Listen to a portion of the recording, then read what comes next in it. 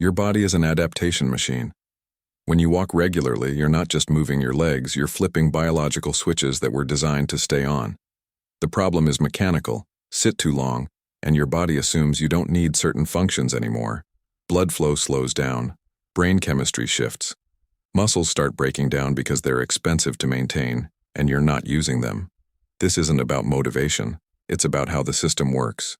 Walking 30 minutes daily isn't a feel-good activity. It's maintenance.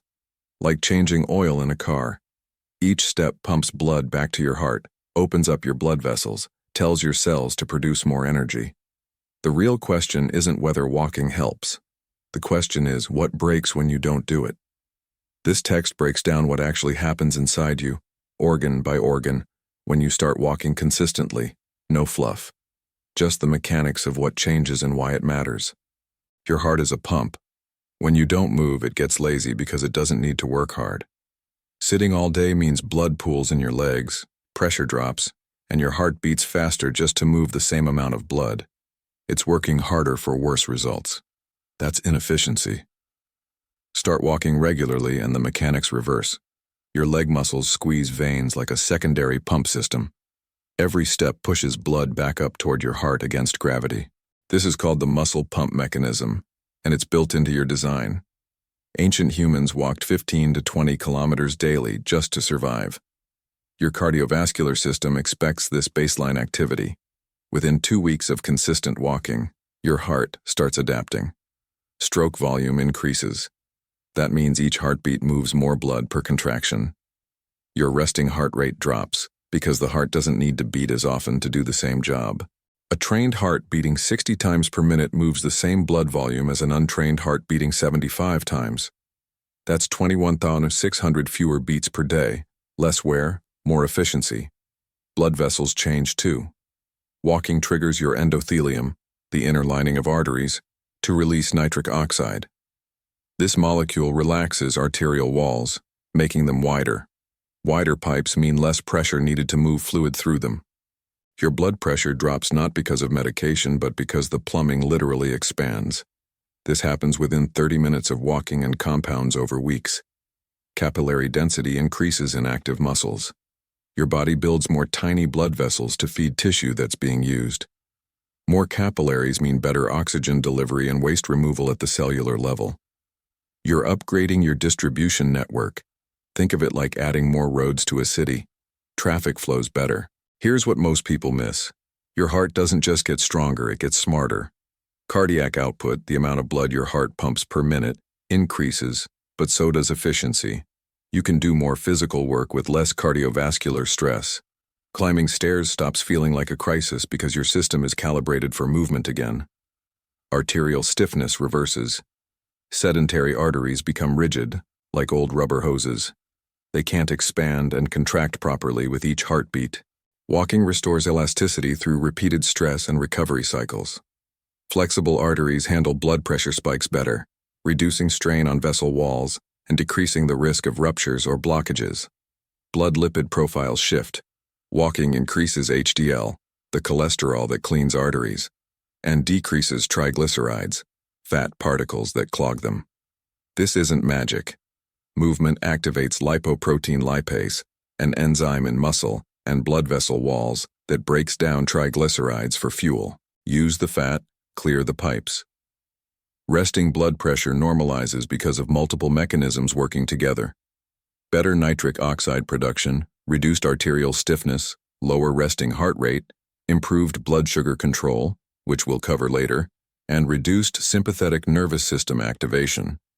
Your body stops operating in low-grade emergency mode. The adaptation timeline is predictable.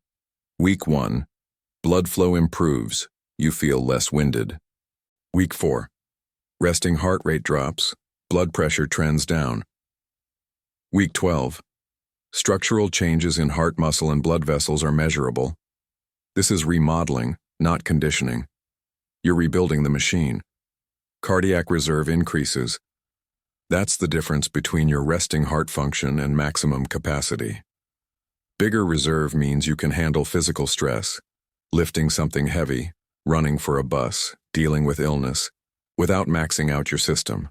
It's having more engine than you need for daily driving. Collateral circulation develops. If one pathway gets partially blocked, your body creates alternate routes. Walking stimulates this process. You're building redundancy into critical infrastructure, insurance against future blockages. This isn't about becoming an athlete. It's about restoring factory settings. Your cardiovascular system was designed for constant low-level activity with occasional bursts of intensity.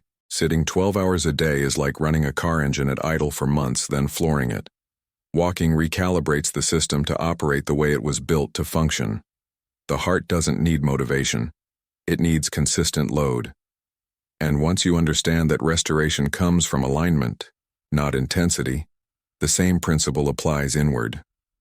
Just as the body responds to consistent, intelligent load, the mind recalibrates through small, deliberate practices. If you want a simple way to reset your internal system and integrate your shadow with clarity instead of force, take a look at the SIM Method ebook. It's a concise guide designed to help you unlock and stabilize your inner power in just 5 minutes a day. You'll find the link in the first pinned comment below. Your brain runs on chemistry, and walking changes the recipe. Sit still long enough and your brain reduces production of growth factors because maintaining neural connections is metabolically expensive. No signal to grow means the system starts pruning. Use it or lose it isn't a metaphor. It's resource allocation. BDNF, brain-derived neurotrophic factor, is the key player. Think of it as fertilizer for neurons. It helps existing brain cells survive and encourages growth of new ones. Walking increases BDNF production, especially in the hippocampus, the area responsible for memory and learning. More BDNF means better neuroplasticity. Your brain becomes more adaptable. This starts immediately. A single 20-minute walk raises BDNF levels for several hours. Do it daily for a month and baseline levels increase. Your brain is constantly in a better state for learning, adapting, and repairing itself. This isn't theoretical. Brain scans show increased hippocampal volume in people who walk regularly versus sedentary controls. Blood flow to the brain increases during walking. More blood means more oxygen and glucose delivery to neurons. Your brain uses 20% of your body's energy despite being 2% of your weight. It's power hungry. Better circulation means better fuel supply. Neurons fire more efficiently. Processing speed improves. Neurotransmitter production shifts. Walking increases serotonin, dopamine, and norepinephrine. These aren't just feel-good chemicals. They're signaling molecules that regulate mood, motivation, attention, and reward processing. Low levels correlate with depression, anxiety, and poor focus. Walking doesn't cure mental illness, but it adjusts the baseline chemistry in a favorable direction. The mechanism is mechanical. Muscle contractions during walking trigger release of myokines, proteins that cross the blood-brain barrier and influence neural function. Your muscles literally send signals to your brain saying, "We're active, adjust chemistry accordingly." The brain-body connection isn't abstract. It's biochemical messaging. Stress hormone regulation improves. Chronic sitting keeps cortisol elevated. Walking metabolizes excess cortisol and resets your hypothalamic pituitary adrenal axis, the stress response system. You're not eliminating stress. You're processing it efficiently instead of letting it accumulate. Gray matter volume increases in prefrontal cortex and temporal areas. These regions handle executive function, planning, decision-making, impulse control, and memory. More volume means more computational power. This happens because walking combines mild cardiovascular stress with spatial navigation, engaging multiple brain systems simultaneously. White matter integrity improves. White matter is the wiring between brain regions. Better integrity means faster, more reliable signal transmission. Think of it as upgrading from dial-up to fiber optic. Information moves between brain areas more efficiently. Inflammation in the brain decreases. Chronic inflammation damages neurons and impairs cognitive function. Walking produces anti-inflammatory cytokines that cross into the brain and reduce this damage. You're actively protecting neural tissue from degradation. Default mode network function normalizes. This is the brain network active when you're not focused on external tasks, daydreaming, self-reflection, mind-wandering. In depression and anxiety, this network becomes overactive and stuck in negative loops. Walking temporarily disrupts these patterns, allowing the network to reset. Cognitive decline slows measurably. Studies tracking older adults show that regular walkers maintain cognitive function better than sedentary peers. The effect size is comparable to many pharmaceutical interventions but with zero side effects. You're not preventing aging. You're slowing the rate of decline. Sleep architecture improves because walking helps regulate circadian rhythms. Physical activity during daylight hours reinforces the wake signal. Evening walks can aid the transition to sleep by gradually lowering core body temperature, a sleep trigger, and reducing mental rumination through the neurochemical shifts mentioned earlier. Attention span and focus improve, not through willpower but through altered brain chemistry. The dopamine increase from walking enhances signal-to-noise ratio in neural circuits. Relevant information stands out more. Distractions fade. This is why many people report their best thinking happens during walks. Neurogenesis occurs. For decades, scientists believed adults couldn't grow new brain cells. Wrong. The hippocampus generates new neurons throughout life, and exercise is one of the strongest promoters of this process. You're literally growing brain tissue. The adaptation doesn't require intensity. Moderate walking works as well as running for most cognitive benefits. The key is consistency and duration. Your brain needs regular chemical signals that movement is part of your lifestyle, not an occasional event. This isn't about becoming smarter. It's about maintaining the computational power you have and slowing its degradation. Your brain will age regardless. Walking determines how well it functions during that process. The chemistry is non-negotiable. Move consistently, and your brain bathes in growth factors. Sit constantly, and it operates in scarcity mode. Choose your biochemistry. Bones aren't static. They're living tissue that constantly breaks down and rebuilds. This process is called remodeling, and it responds directly to mechanical stress. No stress means no signal to maintain density. Your skeleton literally weakens from disuse. Walking creates impact force with each step. Your foot hits the ground and that force travels through your leg bones into your hips and spine. This isn't damage, it's stimulus. Osteoblasts, bone-building cells, respond to this mechanical stress by depositing new bone material. More walking means more stimulus means denser bones. The effect is site-specific. Weight-bearing bones get stronger. Your femurs, tibias, pelvis, and lower spine adapt the most because they handle the load. Upper body bones see less benefit unless you're swinging your arms vigorously or using walking poles. The system upgrades exactly where you need it. Bone density peaks in your 30s and declines after that. Walking slows this decline significantly. Studies show regular walkers lose bone mass at half the rate of sedentary people. You can't stop aging, but you can reduce the damage rate. This matters for fracture risk, especially in older age. Cartilage health improves counterintuitively. Cartilage, the cushioning in your joints, doesn't have direct blood supply. It gets nutrients through compression and release, like squeezing a sponge. Walking provides this rhythmic loading. Sit all day and your cartilage starves. Move regularly and it stays fed. Joint fluid production increases. Synovial fluid lubricates joints and reduces friction. Movement stimulates production. More fluid means smoother joint operation and less wear over time. This is why saving your joints by avoiding movement often backfires. Joints need movement to maintain themselves.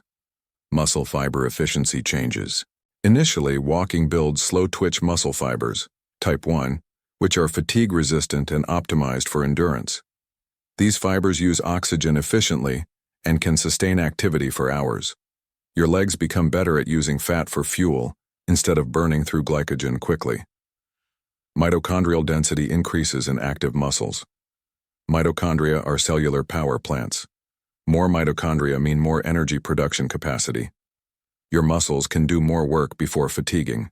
This adaptation happens within weeks and explains why stairs feel easier after you've been walking regularly. Muscle protein synthesis increases slightly, even from walking. You're not building bodybuilder muscle, but you are maintaining muscle mass better than sedentary people. After age 30, you lose about 3 to 8% of muscle mass per decade without intervention. Walking doesn't eliminate this loss, but significantly slows it. Tendon stiffness adapts. This sounds bad, but tendons need some stiffness to transfer force efficiently from muscle to bone. Too loose and they're like worn rubber bands. Walking maintains optimal tendon properties. The Achilles tendon specifically becomes more resilient with regular use. Postural muscles strengthen automatically. Walking requires core stabilization, hip stabilizers, and back muscles to work constantly. These muscles don't grow large, but they become more fatigue-resistant. Better postural muscle function means less chronic back and neck pain. Energy cost of movement decreases with adaptation. Initially, walking might feel tiring. After weeks of consistency, the same walk uses less energy because your muscles become more efficient. Fewer muscle fibers need to activate to generate the same force. You're optimizing fuel consumption. Balance improves through constant micro-adjustments. Every step requires your nervous system to stabilize your body over one leg briefly. This trains proprioception, body position awareness, and vestibular function, balance. Better balance means fewer falls, which becomes critical as you age. Fascial health improves. Fascia is the connective tissue wrapping your muscles. It needs movement to maintain elasticity.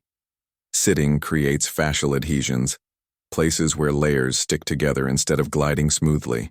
Walking keeps fascia mobile and reduces that stiffness you feel when standing up after sitting for hours. Hip flexor function normalizes. Sitting shortens hip flexors, tilting your pelvis forward and causing lower back strain. Walking lengthens and strengthens hip flexors through their full range of motion. This reverses postural distortions caused by chair sitting. Foot arch strength develops. Your foot arch acts as a spring, storing and releasing energy with each step. Modern shoes and flat surfaces often weaken this mechanism. Walking activates intrinsic foot muscles, maintaining arch function. Stronger arches mean less knee and hip stress because forces distribute properly. Sarcopenia, age-related muscle loss, slows measurably. By age 80, sedentary people may have lost 40% of their peak muscle mass. Regular walkers retain significantly more. This isn't about aesthetics. It's about maintaining the physical capacity to live independently. The adaptation timeline. Week 1, neural adaptations. Your nervous system learns to activate muscles more efficiently. Week 4, mitochondrial changes become noticeable. Week 12, measurable increases in bone density and muscle fiber composition. Keep walking for a year, and these changes compound into significantly improved musculoskeletal function. This system doesn't care about your goals. It responds to mechanical stress. Provide consistent, moderate load through walking, and it adapts by becoming stronger, denser, and more efficient. Remove the stimulus, and it atrophies to save energy. Your skeleton and muscles are expensive to maintain. Convince your body they're worth keeping by using them. Your cells run on glucose. Insulin is the key that unlocks cells so glucose can enter. Sitting all day makes cells less responsive to insulin. This is called insulin resistance, and it's the foundation of type 2 diabetes, metabolic syndrome, and a cascade of health problems. Walking reverses this mechanically. When you walk, muscles contract. Contracting muscles pull glucose out of your bloodstream without needing insulin. They use a different transport mechanism called GLUT4 translocation. This happens immediately during activity and continues for hours afterward. You're bypassing the broken insulin system and clearing glucose through the back door. Insulin sensitivity improves with regular walking. Your cells become more responsive to insulin signals. The same amount of insulin moves more glucose into cells. Your pancreas doesn't have to pump out as much insulin. This reduces pancreatic stress and lowers baseline insulin levels. High insulin is inflammatory and drives fat storage. Lower insulin means less chronic inflammation and easier fat mobilization. Blood sugar stability improves dramatically. Post-meal glucose spikes decrease because your muscles are primed to absorb glucose. Even a 15-minute walk after eating reduces the glucose spike by 20–30%. Do this consistently, and you avoid the energy crashes and cravings that come from blood sugar roller coasters. Glycogen storage capacity increases. Glycogen is stored glucose in muscles and liver. Bigger storage capacity means you can handle more carbohydrates without overflow into fat storage. Walking doesn't just burn calories. It expands your metabolic capacity to process food efficiently. Fat oxidation increases. As insulin sensitivity improves, your body becomes better at using fat for fuel instead of relying purely on glucose. This metabolic flexibility is the hallmark of good metabolic health. You switch between fuel sources seamlessly based on availability, instead of being locked into sugar-burning mode. Visceral fat decreases preferentially. Visceral fat is the dangerous fat wrapped around organs. It's metabolically active and produces inflammatory molecules. Walking targets this fat type more effectively than subcutaneous fat, underskin fat. You might not see dramatic weight changes, but internal composition shifts favorably. Liver fat decreases. Non-alcoholic fatty liver disease affects 25% of adults in developed countries. It impairs liver function and drives insulin resistance. Walking reduces liver fat directly. Your liver becomes more efficient at processing nutrients and detoxifying compounds. Appetite hormones recalibrate. Leptin, the satiety hormone, works better when insulin sensitivity improves. Your brain receives clearer signals about energy status. Ghrelin, the hunger hormone, patterns normalize. You feel hungry when you actually need food instead of constant false hunger signals from broken metabolic signaling. Cortisol patterns improve. Chronic sitting and poor metabolic health keep cortisol elevated. High cortisol promotes abdominal fat storage and insulin resistance, creating a vicious cycle. Walking helps normalize the daily cortisol curve, with higher morning levels and proper evening decline. This improves sleep and reduces stress-driven eating. Thyroid function optimizes. Your thyroid regulates metabolic rate.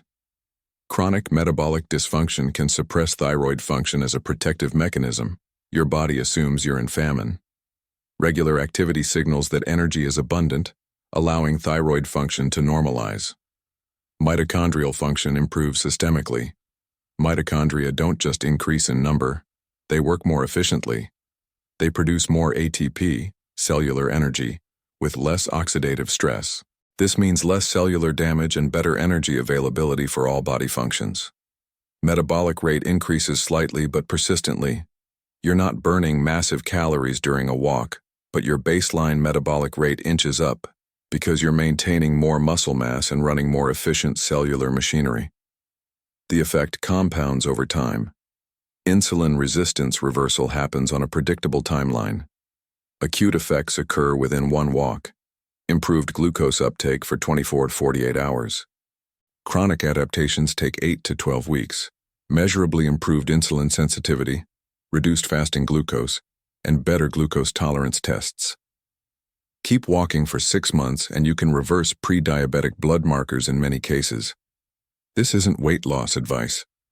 You can walk regularly and not lose significant weight if you eat more to compensate. But metabolic health improves regardless. You can be the same weight with completely different internal metabolic function. The number on the scale doesn't tell you if your cells are processing fuel efficiently or drowning in glucose they can't handle. Medication needs often decrease. People on diabetes or blood pressure medications frequently require dose reductions after establishing consistent walking habits. This isn't alternative medicine. It's addressing the root mechanical problem. You're fixing the system instead of just managing symptoms. The metabolic system is tightly interconnected. Improve insulin sensitivity and inflammation decreases. Lower inflammation and hormones balance better. Balance hormones and sleep improves. Better sleep enhances insulin sensitivity further. Walking initiates a positive feedback loop that touches every aspect of metabolism. Your body wants metabolic efficiency. It's cheaper to run and creates less cellular damage. But it needs consistent signals that you're an active organism. Walking provides that signal. Sit all day and your body assumes food is scarce and activity is unnecessary. It shifts into energy conservation mode, which looks like metabolic dysfunction. Move regularly and it shifts back to normal operation. The chemistry follows the mechanics. Your immune system exists in two modes: acute response, fighting infections and injuries, and chronic low-grade activation, inflammatory background noise that damages tissue. Walking doesn't boost your immune system. It recalibrates it to respond appropriately instead of staying stuck in constant alert mode. Chronic inflammation is the foundation of most modern diseases: heart disease, diabetes, cancer, Alzheimer's, autoimmune conditions.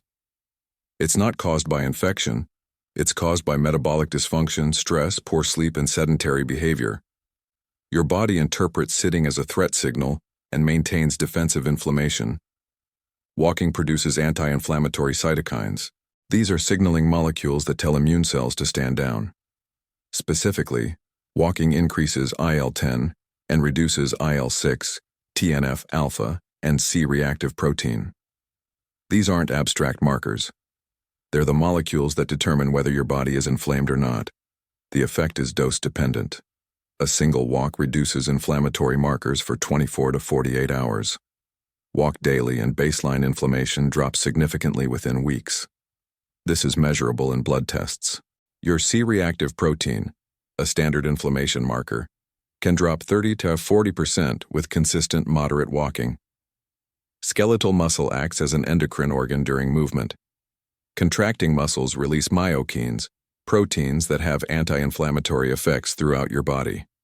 One key myokine is IL-6 during exercise, which paradoxically reduces chronic IL-6 elevation. Context matters in biology. Muscle-derived IL-6 acts differently than inflammation-derived IL-6. White blood cell function improves. Walking increases circulation, which means immune cells patrol your body more effectively. They encounter potential threats faster. Response time improves, but you're not creating more inflammation. You're making the immune system more efficient, so it doesn't need to stay activated constantly. Natural killer cell activity increases. These are immune cells that destroy virus-infected cells and cancer cells. Regular walking boosts their number and effectiveness. This is one mechanism behind the reduced cancer risk in physically active populations. You're maintaining better cellular surveillance. Stress hormone-induced immune suppression reverses. Chronic cortisol elevation, from sedentary stress, suppresses immune function. Walking normalizes cortisol patterns, which allows immune function to recover. You're removing the brake pedal from your immune system. Gut barrier function improves. Your intestinal lining is one cell layer thick. When it becomes permeable, leaky gut, bacterial fragments enter your bloodstream, triggering immune activation. Walking improves gut barrier integrity through better circulation and reduced systemic inflammation. Fewer false alarms for your immune system to respond to. Adipose tissue inflammation decreases. Fat cells, especially visceral fat, produce inflammatory molecules when metabolically dysfunctional. Walking improves fat cell health, reducing their inflammatory output. You're turning off a major inflammation source. Vaccine response improves. Studies show that people who walk regularly produce more antibodies after vaccination compared to sedentary people. Your immune system is simply more capable when it's not fighting constant background inflammation. Upper respiratory infection frequency decreases. Regular moderate walking is associated with 40–50% fewer sick days from colds and flu. The mechanism is multifactorial. Better immune surveillance, reduced inflammation, improved sleep, lower stress hormones. The system works better as a whole. The inflammation paradox. Intense exercise temporarily increases inflammation, acute stress response, but moderate walking reduces chronic inflammation. Intensity matters. Walking provides enough stimulus to trigger beneficial adaptations without creating additional inflammatory stress. Autoimmune conditions often improve with regular walking. This seems counterintuitive since you're activating the immune system, but recalibration is the key. You're teaching the immune system to respond proportionally instead of overreacting constantly. Less background noise means clearer signal detection. Oxidative stress decreases. Free radicals damage cells and trigger inflammation. Walking increases antioxidant enzyme production, SOD, catalase, glutathione peroxidase. You're not taking antioxidant supplements. You're producing them internally, which is far more effective. Brain inflammation decreases specifically. Neuroinflammation is implicated in depression, anxiety, and neurodegenerative diseases. The anti-inflammatory effects of walking cross the blood-brain barrier, protecting neural tissue. Your brain operates in a less inflamed environment. Allergic response severity can decrease. Chronic inflammation primes your immune system to overreact to harmless substances. Lower baseline inflammation means your immune system doesn't trigger as easily. This is why some people notice reduced seasonal allergy symptoms with regular walking. The timeline is favorable. Acute effects happen within hours. Reduced inflammatory marker circulation. Chronic changes accumulate over 6 to 12 weeks. Significantly lower baseline inflammation, improved immune cell function, reduced chronic disease markers. This isn't about fighting disease. It's about removing the conditions that allow disease to develop. Chronic inflammation is like leaving your car alarm running constantly.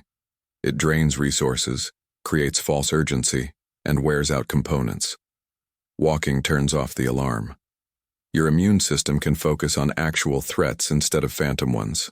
The inflammatory reduction from walking is comparable to low-dose NSAIDs, anti-inflammatory drugs, but without side effects. You're producing your own anti-inflammatory compounds through movement. This isn't alternative medicine. It's leveraging built-in biological mechanisms that expect regular physical activity to function properly. Your immune system evolved assuming constant movement. Sitting breaks the calibration. Walking restores it. The inflammation isn't serving a purpose. It's a malfunction signal that you can shut off mechanically by moving your body consistently. The chemistry follows the behavior. Every system we've covered doesn't operate in isolation. They're interconnected through feedback loops. Change one variable and others shift automatically. Walking creates a cascade where improvements in one area trigger improvements elsewhere. This is where the real power sits. Cardiovascular improvements increase oxygen delivery to all tissues. Better oxygen delivery means every cell operates more efficiently. Your brain works better because neurons have more fuel. Your muscles recover faster because waste products clear more quickly. Your immune cells function better because they have the resources they need. One improvement radiates everywhere. Reduced inflammation improves insulin sensitivity. Lower inflammation means cell receptors work properly. Better insulin sensitivity reduces inflammation further. This is a positive feedback loop. The benefits amplify each other instead of just adding together. Better sleep from improved metabolic health enhances cardiovascular adaptation. During deep sleep, your heart rate drops and blood vessels repair themselves. Poor sleep disrupts this maintenance window. Walking improves sleep quality, which accelerates cardiovascular improvements, which further improves sleep. The loop closes. Neurochemical changes affect behavior unconsciously. Higher BDNF and balanced neurotransmitters reduce anxiety and improve mood. This makes you more likely to continue walking, creating behavioral momentum. You're not relying on willpower. You're riding neurochemical reinforcement. Reduced chronic pain increases activity naturally. Joint health improvements and reduced inflammation mean less daily discomfort. When movement doesn't hurt, you move more spontaneously. More movement creates additional adaptations. Pain was acting as a brake on activity. Remove it and the system accelerates. Muscle efficiency gains reduce cardiovascular stress. Stronger, more efficient muscles require less oxygen for the same work. Your heart doesn't have to work as hard. This creates reserve capacity for handling additional stressors. The systems support each other instead of competing for resources. Hormonal balance improves multiple systems simultaneously. Better insulin sensitivity affects fat storage, inflammation, hunger signals, and even mood. Normalized cortisol affects sleep, immune function, and metabolism. One hormonal shift touches a dozen processes. Mitochondrial improvements happen system-wide. Better mitochondrial function doesn't just help your leg muscles. Every cell with mitochondria, almost all of them, operates more efficiently. Your liver processes toxins better. Your kidneys filter more effectively. Your brain neurons fire more reliably. Cellular energy is the universal currency. Appetite regulation from metabolic improvements reduces overconsumption. When insulin and leptin work properly, you naturally eat appropriate amounts. This prevents weight gain, which would strain your cardiovascular system and joints. The metabolic fix prevents problems downstream. Stress resilience increases through multiple pathways. Better cardiovascular fitness means your body handles stress response, increased heart rate, blood pressure, more easily. Neurochemical balance reduces psychological stress perception. Improved sleep enhances stress recovery. You become harder to overwhelm because multiple systems provide backup. Social and environmental factors shift. When you walk regularly, you're outside more. More sunlight exposure regulates circadian rhythm and provides vitamin D. Being in nature, if available, has documented stress reduction effects. You might interact with neighbors, reducing social isolation. These aren't trivial. They're additional inputs that support the biological changes. Time perception changes. Regular walkers often report feeling they have more time despite spending 30-60 minutes walking daily. This is partly psychological. Reduced anxiety makes time feel less pressured, and partly practical. Better energy means you waste less time in low productivity states. The time investment returns itself through increased efficiency. Medical costs decrease predictably. Fewer medications, fewer doctor visits, reduced emergency room use. Walking isn't free, time has value, but it's cheaper than managing multiple chronic conditions. The economic benefit compounds over decades. Longevity isn't the primary outcome, but it's a side effect. Walking doesn't make you immortal. It extends health span, the number of years you remain functionally capable. You compress morbidity into a shorter period before death instead of spending 10-20 years in decline. The integration effect is multiplicative, not additive. If walking improved cardiovascular health by 20%, metabolism by 20%, and brain function by 20%, the combined effect isn't 60%. It's greater because each improvement enables better function in other areas. The systems are designed to work together. Failure modes also integrate. Skip walking and cardiovascular function declines. This increases blood pressure, which damages kidneys and brain tissue. Damaged kidneys worsen blood pressure. Poor brain function increases stress and worsens sleep. Bad sleep drives metabolic dysfunction. The negative loops are just as powerful as the positive ones. The system wants homeostasis, but it calibrates based on input. Give it movement input regularly and it calibrates to an active state. Remove movement and it recalibrates to a sedentary state. Both are stable equilibriums. Which one you inhabit depends entirely on consistent behavior. Walking isn't a cure-all. It doesn't fix genetic diseases, traumatic injuries, or acute infections, but it addresses the systemic dysfunction that underlies most chronic disease in modern populations. It's not alternative medicine. It's basic maintenance of biological systems that evolved to function under regular movement. The key insight: you're not fighting individual diseases. You're maintaining systemic health that prevents diseases from developing. The body has extraordinary capacity for self-repair when provided with appropriate inputs. Movement is one of those fundamental inputs. This integration is why walking studies show benefits that seem too good to be true. Reduced all-cause mortality, lower rates of every chronic disease category, improved mental health, better quality of life. It's not that walking magically fixes everything. It's that walking maintains the systems that keep everything else functioning properly.